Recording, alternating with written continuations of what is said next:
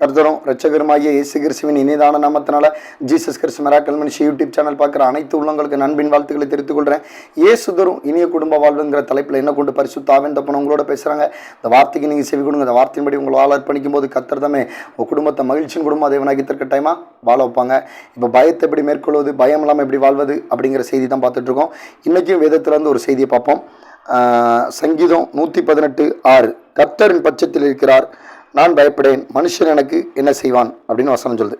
அப்போ கர்த்தரே என் பட்சத்தில் இருக்கும்போது மனுஷன் எனக்கு என்ன செய்வான், நான் பயப்படேன் அப்படின்னு வசனம் சொல்லுது. அப்போ கர்த்தர் உங்கள் பட்சத்தில்னா உங்கள் பக்கத்தில் இருக்காரு. அப்போ அந்த மனுஷனோ பிசாசோ நீங்கள் பயப்படுற காரியங்களோ உங்களை ஒன்றுமே செய்ய முடியாது அப்படின்னு வேதவசனம் சொல்லுது. தாவீதுங்கிற பக்தன் இந்த வசனத்தை சொல்கிறார். கர்த்தரின் பட்சத்தில் இருக்கும்போது நான் எதை குறிச்சியும் பயப்பட மாட்டேன். அவருக்கு யுத்தம் வருது, பையன் வந்து அவனுக்கு தாவீதுக்கு வந்து சத்ருவா மாறுதாரு. ஆனால் அந்த டைமில் நினச்சிதாரு, கர்த்தரே பட்சத்தில் இருக்கும்போது என் பையன் சத்ருவா மாறினாலும் சரி, எந்த விதமான யுத்த வீரர்கள் வந்தாலும் சரி, என்னை ஒன்றுமே செய்ய முடியாது அப்படின்னு தைரியத்தை என்ன செய்தார், அவர் அறிக்கையிடுறார். அப்போ நம்மளும் பார்த்தீங்கன்னா நீங்கள் எந்தெந்த சூழ்நிலையில் பயப்படுறீங்களோ அந்தந்த சூழ்நிலையில் அந்த பிரச்சனை, அந்த மனுஷனை குறித்து, அந்த இருட்டை குறித்து, அந்த ஒரு சத்துரு செய்வனாவியை குறித்து, இல்லை ஏதாவது என்ன சொல்கிறதுனா உங்களுடைய சூழ்நிலை, உங்களுக்கு சூழ்நிலை எதை எடுத்தாலும் தடங்களாகவே போய்கிட்டு இருக்கா, அதனால பணம் வந்து பணத்தில் தருத்தத்து மேலே அடி விழுந்துகிட்டு இருக்கா, அதை குறித்து நீங்கள் பயப்படாதீங்க. கர்த்தரின் பட்சத்தில் இருக்கிறாரு, நான் இழந்து போனதை திரும்ப பெற்றுக்கொள்வேன் அப்படின்னு அந்த வார்த்தையை வச்சு நீங்கள் நினச்சிங்க விசுவாசத்தோட அறிக்கையிடுங்க. அப்போ அந்த வார்த்தை நிச்சயம் உங்களுக்கு பயத்தெல்லாம் நீக்கி உங்களுக்கு ஒரு தைரியத்தை, ஒரு உற்சாகத்தை, ஒரு துணிச்சலை கட்டாயமாக அந்த வார்த்தை உங்களுக்கு கொடுக்கும். அதனால் அந்த வார்த்தையை நினச்சிங்க, நீங்கள் முதல்ல வந்து எந்த காரியத்துக்கு பயப்படுறீங்களோ அந்த காரியத்தை நீங்கள் திரும்ப செய்யும்போதுக்கு முன்னக்கூட்டி இந்த வார்த்தையை 1க்கு 2 3 தடவை, 1க்கு 10 தடவைனாலும் என்ன செய்யுங்க, உங்கள் வாயில் அறிக்கையிடுங்க. அறிக்கையிட்டு ஜோம் பண்ணிவிட்டு, முதல்ல நான் முன்னாடியே உங்களுக்கு சொல்லியிருக்கேன், அந்த மாதிரி என்ன செய்யுங்க, தியானம் பண்ணுங்கள். தியானம் பண்ணிவிட்டு இந்த வசனத்தை அறிக்கையிட்டு எந்த காரியத்தை நீங்கள் பயப்படுறீங்களோ அதே காரியத்தில் அந்த வசனத்தோடு போய் நீங்கள் போய் நின்று பாருங்கள். கட்டாயமாக உங்களுக்கு ஒரு தைரியம் கட்டாயமாக உண்டாகும், ஒரு துணிச்சல் கட்டாயமா உண்டாகும். நீங்க பயத்தை மேற்கொள்ளணும்னா எந்தெந்த காரியத்துக்கு நீங்க பயப்படுறீங்களோ அந்த காரியத்துல நீங்க தேவனுடைய வசனத்தை வச்சுக்கிட்டு போய் நிற்கும் போதுதான் அதுல கர்த்தர் என்ன செய்வாங்க, அந்த வார்த்தையின் மூலியமா உங்களோட இருந்து என்ன செய்வாங்க, அந்த பயம் இல்லாம உங்களை அந்த பயத்தை நீங்க மேற்கொள்ள கர்த்தர் உதவி செய்வாங்க. அந்த பயம் ஒண்ணு இல்லாம உங்களை நீக்கலாக்கி உங்களை அந்த பயத்திலிருந்து நீங்களாக்கி விடுவிப்பாங்க. அப்ப நீங்க என்ன செய்யணும், முதல்ல என்னென்ன காரியத்துல பயப்படுறீங்களோ அந்தந்த காரியத்துல என்ன செய்யணும், நீங்க போய் அதே காரியத்தை திரும்ப செய்யணும். சும்மா செய்யக்கூடாது. கர்த்தர் என்னோடு இருக்காருங்க அந்த விசுவாசத்தோட, அந்த கர்த்தரின் பட்சத்துல என் பக்கத்துல இருக்கிறாரு. பார்த்தீங்கன்னா ஒரு ஏதோ ஒரு இருட்டில் 2 பேர் நடந்து போனால் யாருக்குமே பயம் இருக்காது, தனியாக நடந்து போனால் பயம் இருக்கும். அப்போ நீங்கள் எப்போவுமே உங்கள் மனசில் என்ன நினச்சிக்கணும், நான் தனியாக இல்லை, எனக்குள்ள இயேசு கிறிஸ்து இருக்காரு, அவர் எனக்குள்ளே பிறந்திருக்காருன்னு இந்த வீடியோ பார்த்துட்டு இருக்க சகோதரர்கள் அந்த நம்பிக்கை நீங்கள் எடுக்கணும். அப்போ அந்த வசனம் சொல்லி கர்த்தரின் பட்சத்தில் இருக்க, நீங்கள் தனியாக நடந்து போகும்போது இருந்தாலும் எந்தெந்த சூழ்நிலை பயப்படுறீங்களோ அந்தந்த சூழ்நிலை கர்த்தரின் பட்சத்தில் என் கூட நிற்கிறாரு அப்படி நீங்கள் நினச்சணும். முதல்ல அதை விசுவாசிக்கணும், அதை நீங்கள் அறிக்கையிடணும், அதை நம்பணும். அப்போ உங்களுக்கு பயத்திலிருந்து கண்டிப்பாக ஒரு விடுதலை கர்த்தராகிய தேவன் கட்டாயமாக கொடுப்பாங்க. இந்த வார்த்தை உங்களுக்கு என்ன செய்யும், பயத்திலிருந்து ஒரு விடுதலை கொடுக்கும். பயத்தை நீங்கள் மேற்கொள்வீங்க. இது ஒரு உண்மை. பார்த்தீங்கன்னா ஒரு உண்மையாக நடந்த ஒரு சந்தர்ப்பத்தை சொல்கிறேன். உண்மையாக நடந்த காரியத்தை, ஒரு சகோதரர் வந்து ஒரு நல்ல வசதியானவர், அவருக்கு ராத்திரி படுத்திருக்கும் போது பார்த்தீங்கன்னா டக்கு டக்கு டக்குன்னு சத்தம். இதனால அவர் பயந்து போய் தூங்காமல் என்ன செஞ்சுட்டு இருக்காரு, பயப்படுறாரு. என்னமோ வந்து ஏதோ பேய் தானே வந்து டக்கு டக்குன்னு சத்தம் கொடுக்கு அப்படின்னு சொல்லி என்ன செய்தார், சுற்றி பார்க்காரு, லைட்டை போட்டு பார்க்காரு, ஒருத்தருமே இல்லை. ஆனால் ராத்திரி தூங்க கண்ணை போட்டுனாருன்னா டக்கு டக்கு டக்குன்னு இந்த சத்தம் அவருக்கு எதுனே கண்டுபிடிக்க முடியல. இதனால பயந்து என்ன ஆயிட்டுனா ஒரு மென்டல் ஸ்ட்ரெஸ் ஆகி அவருக்கு சரியாக சாப்பிடாம சரியாக தூக்கம் இல்லாமல் போயிட்டார். இது டாக்டர்கிட்ட போய் ட்ரீட்மெண்ட்டுக்கு போயிருக்காரு. அப்போ டாக்டர் நினைச்சார், குத்தா மாத்திரை எழுதி கொடுத்துட்டார். அந்த மாத்திரையை போட்டுமே அவருக்கு தூக்கம் வரல. ஏன்னா பயம் வந்து உள்ள அந்த ஆள் மனசுல போய் அந்த பயம் போய் உட்காந்துச்சு. அப்போ கடைசியில் பார்த்தா ஒரு முடி ரொம்ப வளர்ந்துட்டேன்னு சொல்லி ஒரு பார்பர் ஷாப்பில் போய் முடி வெட்ட போயிருக்காரு. அப்போ அந்த பார்பர்கிட்ட அந்த கதையை சொல்லியிருக்காரு, எனக்கு ராத்திரிலாம் தூக்கம் வர மாட்டேங்குது, டக்கு டக்குன்னு சத்தம் கேட்கு, மாத்திரை டாக்டர்கிட்டையும் போயிட்டேன், எவ்வளோ மாத்திரைலாம் போட்டேன், ஆனாலும் எனக்கு வந்து தூக்கம் வர மாட்டேங்கு, அந்த டக்கு டக்குன்னு சத்தம் கேட்கும்போது இருதயம்லாம் பதறுது, பதட்டம் கொடுக்கு, பயம் அதிகமாக உண்டாகுதுன்னு. அப்போ அந்த அவர் என்ன சொல்லியிருக்காரு, அந்த பார்பர் வந்து, ஐயா அப்போ நீங்கள் வந்து என்னச்சிங்க தரையில் அப்போ என்னச்சிங்க அந்த எதில் படுக்கீங்கன்னு கேட்டிருக்காரு. அப்போ நான் ஒரு மரக்கட்டை கட்டில் படுக்கேன் அப்படின்ட்டு இருக்காரு. அப்போ என்ன செஞ்சிருக்காரு, அந்த மரக்கட்டை கட்டில் உள்ள அந்த கட்டில் உள்ள அந்த கால்களை என்னச்சிங்க நீங்கள் வெட்டி போட்டுருங்க அப்படின்னு சொல்லியிருக்காரு.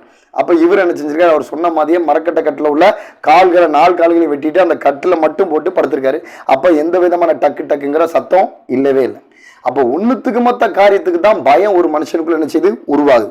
வியாதியை குறிச்சினாலும் சரி, நம்மளுடைய இருட்டை குறிச்சினாலும் சரி, நம்மளுடைய ஏதாவது செத்த ஆவியரை குறிச்சினாலும் சரி, இல்லைன்னா வேற ஏதாவது மனுஷனை குறிச்சினாலும் பார்த்தீங்கன்னா அது ஒன்றுத்துக்கு இல்லாத காரியம் தான். ஆனால் அவருக்கு புரியலை.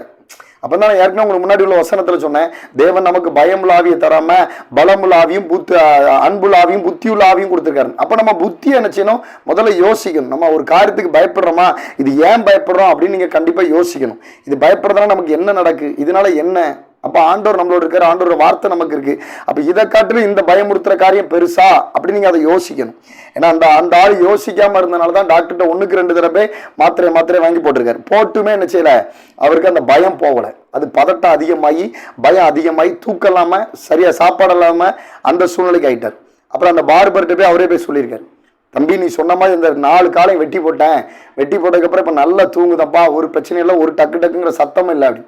அப்புறம் அந்த டாக்டர்கிட்டையுமே போய் சொல்லியிருக்காரு, எனக்கு வந்து இந்த கால் தான் அந்த மரக்கட்டை கட்டில் உள்ள கால் தான் டக்குன்னு ஆடிக்கிட்டு இருந்திருக்கு, அதுதான் என்னை தொல்லைப்படுத்திருக்கு சார் அப்படின்னு. அப்போ நீங்கள் கொடுத்த மாத்திரை எனக்கு சரி பண்ணல சார், அந்த பார்பர் சொன்ன அந்த யோசனை தான் சார் எனக்கு சரி பண்ணியிருக்கு அப்படின்னு. அப்போ நம்ம புத்தியால் நம்ம என்ன செய்யலாம், பயத்தை மேற்கொள்ள முடியணும். கண்டிப்பாக நம்ம புத்தியை கொண்டு நம்ம செயல்படும் போது நம்ம பயத்தை மேற்கொள்ளலாம், பயத்திலேருந்து நம்ம விடுதலை பெறலாம். அதனால் நம்ம புத்தியை என்ன செய்யணும், ஒவ்வொரு காரியத்திலும் செயல்படணும். இன்னைக்கு நீங்கள் உறுதிமொழி எடுங்க, என்னென்ன காரியத்துக்கு நீங்கள் பயப்படுறீங்களோ அந்த பயங்கர அந்த கால்களை, அந்த கட்டில் கால்களை அவர் வெட்டி போட்டது போல, அந்த பயம் உங்களுக்கு எந்தெந்த காரியங்கள் பயம் கொடுத்ததோ அந்த பயத்தினுடைய கால்களை வெட்டி போடுங்க. கர்த்தரா இயேசு கிறிஸ்து நாமத்துல வெட்டுறேன், எனக்கு பயமுறுத்துற அந்த பிசாசின் ஆவிய, செத்தாவிய, அந்த இருட்டை குறித்து வரக்கூடிய பயத்தின் ஆவிய, மனுஷ மூலியமா வரக்கூடிய பயத்தின் ஆவிய, வேற என்னென்ன காரியத்தை நீ பயப்படுறீங்களோ அந்த பயத்தின் ஆவிய இயேசு கிறிஸ்து நாமத்துல வெட்டி போடுறான்னு வெட்டி போட்டுட்டு அதுக்கப்புறம் நீங்க என்ன செய்யுங்க, வாழ்க்கையில முன்னேறி போங்க. அவர் பயந்த அந்த கட்டிலோட கால்களை வெட்டி போட்டு படுத்தாரு, நிம்மதியா தூங்கினாரு. அப்போ நீங்கள் உங்கள் புத்தியை வச்சு முதல்ல எந்த காரியத்துக்கு பயப்படுறோம், ஏன் பயப்படுறோம், உங்கள் புத்தியை வச்சு கண்டிப்பாக நினச்சிங்க. இந்த வீடியோ பார்த்துருக்க சகோதர சொல்லி யோசிங்க. யோசிச்சா தான், யோசிச்சுட்டு அதுக்கப்புறம் அந்த பயத்தை நம்ம எப்படி மேற்கொள்ளலாம் அப்படின்னு திங்க் பண்ணிட்டு, ஒரு நிமிஷம் திங்க் பண்ணிட்டு என்னச்சிங்க, அதுக்கப்புறம் எந்த காரியத்துக்கு பயந்தீங்களோ அதே காரியத்தை என்னச்சுன்னா நீங்கள் திரும்ப போய் ஃபேஸ் பண்ணணும். சும்மா ஃபேஸ் பண்ணக்கூடாது, கர்த்தருடைய வார்த்தையை கொண்டுட்டு போகணும். இயேசுவோட ரத்தம் என் மேல இருக்கு, அவரோட கல்வாரி சிந்த ரத்தம் இருக்கு, கர்த்தரன் பட்சத்து இருக்கா, கர்த்தரனுக்கு சகையா இருக்காரு, கர்த்தரன் நோடு இருக்காருன்னு அவரோட வார்த்தையை நீங்க அறிக்கிட்டுட்டு இயேசுவோட ரத்தத்துல நான் ஒப்பு கொடுத்துட்டு போறேன்னு சொல்லிட்டு நீங்க அதே காரியத்தை, எந்த காரியத்தை குறித்து பயந்தீங்களோ அந்த காரியத்தை நீங்க திரும்ப போய் ஃபேஸ் பண்ண நிக்கணும். அப்போ கர்த்தர் நினைச்சுவாங்க, உங்களுக்கு அந்த காரியத்திலிருந்து, அந்த பயத்திலிருந்து ஒரு விடுதலை கொடுப்பாங்க. அந்த பயத்திலிருந்து உங்களை நீங்களாக்கி விடுவிப்பாங்க. இது வந்து மாறாத உண்மை. அப்ப நம்ம பயம் ஃபுல்லா நமக்கு முதல்ல உருவாகிறது என்னன்னா நம்ம இருதயம் தான். அந்த இருதயத்துல தான் அந்த படப்படப்பு, அந்த பயம் உண்டாகுது. அப்ப சிலருக்கு பாத்தீங்கன்னா அந்த பயத்தினால என்ன ஆகும்னா தலை ஒரு மாதிரி புல்லரிக்க ஆரம்பிச்சிடும். சிலருக்கு அந்த பயத்தினால என்ன செய்யும், வயிறு ஏற்றி வச்சுக்கணும், வயிறு கலக்க ஆரம்பிச்சிடும். சிலருக்கு அந்த பயத்தினால யூரினே வந்துடும். இருட்டில் 12:30 மணிக்கு 1 மணிக்கு ராத்திரில போகக்கூடிய சூழ்நிலை அப்படின்னா அந்த இருட்டை கண்டு என்ன செய்யும், பயம் ஆட்டோமேட்டிக்காக உண்டாகி சிலவங்க யூரின் பாஸ் பண்ணிடுறாங்க. இந்த அளவுக்கு அந்த பயங்கர ஒரு பயங்கர ஒரு ஆவி உள்ள இருந்து கிரி செஞ்சு அது என்ன செய்யனா, அந்த பயம் ரொம்ப ரொம்ப அதிகமாகி அந்த பயத்துல இருந்து வெளியே வர முடியாம எத்தனையோ பேர் இப்ப கஷ்டப்பட்டுட்டு இருக்காங்க. ஒவ்வொரு காரியத்துக்கும் அது அவங்கவுங்க இருதயத்துக்கு தான் தெரியும் எதுக்கு பயப்படுறோன்னு. அப்போ நீங்கள் என்னைக்கு செய்யுங்க, உறுதிமொழி எடுங்க, இன்னைக்கு விசுவாசிங்க, முதல்ல திங்க் பண்ணுங்க, எதுக்காண்டி பயப்படுறோம், இந்த பயத்தினால என்ன ஆக போகுது, என்னதான் நடந்துற போகுது, கர்த்தர் நம்மளோட இருக்காரு, அவர் வார்த்தை இருக்கு, அவரோட ரத்தம் இருக்கு அப்படின்னு சொல்லிட்டு நீங்க விசுவாசத்தோட அந்த பயப்படுற காரியத்தை திரும்ப போய் நீங்க ஃபேஸ் பண்ணுங்க. கட்டாயமா அது உங்களுக்கு அந்த நீங்க இந்த இடத்தை தாண்டி அந்த இடத்துக்கு போய் வரணும், அந்த இடத்துல ஏதோ ஒரு சத்துராவி, பிசாசியாவி, செத்தாவி இருக்குன்னா அந்த தைரியத்தோட இயேசு ரத்தத்தினால அவரோட வார்த்தையை அறிக்கிட்டு நீங்க ஜோம் பண்ணிட்டு அவர் மேல விசுவாசத்தோட நீங்க போயிட்டு வந்து பாருங்க. அதுக்கப்புறம் அந்த காரியம் உங்களுக்கு ஈஸியாயிரும். ஃபர்ஸ்ட் ஒரு தடவை போறதுக்கு தான் உங்களுக்கு பயமுறுத்தி அந்த இடத்த போடாம என்ன செய்யும், பிசாசு கிரி செய்யும். அதை நீங்க மேற்கொண்டு ஒரு தடவை 2 தடவை போயிட்டீங்கன்னா அதுக்கப்புறம் ஒண்ணுமே இருக்காது, இவ்வளவுதானா அப்படின்னு உங்களுக்கே தோணிடும். அதனால நீங்க நினைச்சீங்க, கர்த்தருடைய வார்த்தையை அறிக்கிட்டு அவரோட ரத்தத்துக்கு ஒப்பு கொடுத்து திரும்ப எந்த காரியத்துக்கெல்லாம் பயப்படுறீங்களோ அந்த காரியத்துல தைரியமா உங்களை அந்த காரியத்தை நீங்க ஃபேஸ் பண்ண போங்க. கர்த்தர் உங்களோட இருந்து அந்த காரியத்துல உங்களுக்கு பயத்தை நீங்களாக்கி விடுவிப்பாங்க. பயம் இல்லாம உங்களுக்கு என்ன செய்வாங்க, ஒரு துணிச்சல் ஆவி, தைரியத்தினாலும் கொடுப்பாரு.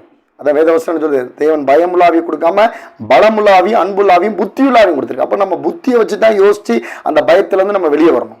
அப்போ அந்த பார்பர் கொடுத்த அந்த அவருடைய மூளையில செயல்பட்ட அந்த யோசனை அவருக்கு கொடுக்க போய் தான் அந்த ஆளுக்கு அவர் என்ன செஞ்சார், அந்த கட்டில் கால்களை வெட்டி நிம்மதியான தூக்கத்தை தூங்கினார். அப்ப நீங்களாம் நிம்மதியாகவும் சமாதானமும் சந்தோஷமும் மகிழ்ச்சியாகவும் வாழதுக்கு அழைக்கப்பட்டிருக்கீங்க. அதனால எந்த பயத்தோட நீங்க வாழதுக்கு அழைக்கப்படலை. முதல்ல அதை நீங்க தீர்மானம் பண்ணுங்க. அதில் எதை குறித்து என்ன செய்யாதீங்க, பயப்படாதீங்க. அதனால கர்த்தர் கிருபையால என்னையும் கர்த்தர் கொடுத்த மனைவி பிள்ளைங்களையும் கர்த்தர் அந்த ஊழியத்தின் பேரில் தான் வழி நடத்திட்டு வராங்க. எனக்கே நான் அந்த வீடியோவில் ஏற்கனவே சொல்லியிருக்கேன், ஏற்கனவே குறுக்கோளியில் இருந்துட்டு தான் ஊழியத்தை பார்த்துட்டு இருக்கேன்னு சொல்லி. அதனால கர்த்தரோட ஆவியனை தான் என்னோட இருந்து இந்த ஊழியத்தை பண்றாங்க. அதனால உங்க உள்ளத்துல யார் உள்ளத்துல ஏவனா அந்த ஊழியத்தை தாங்கிறதுக்கு என்ன செய்யலாம், நீங்க இதுல ஜிபே நம்பர் கொடுத்துருக்கேன், அதில் நீங்கள் என்ன செய்யலாம், அந்த ஊழியத்தை தாங்கிறதுக்கு கத்துறவங்க உள்ளத்தில் எவனா நீங்கள் என்ன செய்யலாம், அந்த ஊழியத்துக்கு நீங்கள் உதவி செய்யலாம். அது மூலிமா கத்துறவங்களை ஆசீர்வதிப்பாங்க. உங்கள் குடும்பத்தையும் உங்கள் சந்ததியும் உங்கள் குடும்பத்தையும் உங்கள் குடும்பத்தினுடைய எல்லா தலைமுறைகளையும் கத்துறவங்களை ஆசீர்வதிப்பார். அதனால் கஷ்டப்படுற ஊழியர்களுக்கு எல்லா ஊழியருக்கும் நீங்கள் உதவி செய்யுங்க. அது மூலிமா உங்கள் கையின் பிரயாசம் ஆசீர்விக்கப்படும். பரலோகத்தில் உங்களுடைய பலன் மிகுதியாக இருக்கும். நீங்கள் கத்தரால் ஆசீர்விக்கப்பட்ட தேவ ஜனங்கள். கத்தரோட கிருபை உங்களோடு கூட இருப்பதாக.